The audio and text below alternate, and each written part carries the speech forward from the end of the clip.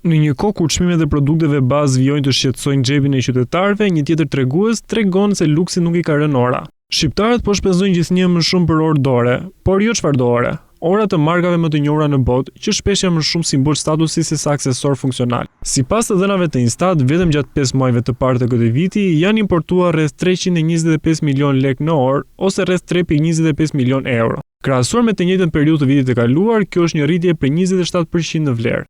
Një fakt interesant është se ndonëse shpenzimet janë rritur, sasia orave të importuara ka rënë. Në 5 muajt e parë të këtij viti janë importuar 34 ton orë, ndërsa një vit më parë kjo sasi ishte 44 ton. Pra më pak orë, por shumë të shtrenjta. Kjo tregon një zhvendosje të qartë drejt orave të klasit të lartë, larg atyre më ekonomike apo imitimeve. Nga makina luksoze të aksesori vogël në dorë, duket se për çdo pjesë të shqiptarëve, ora nuk është vetëm për të parë kohën, por për të treguar kohën e tyre të suksesit.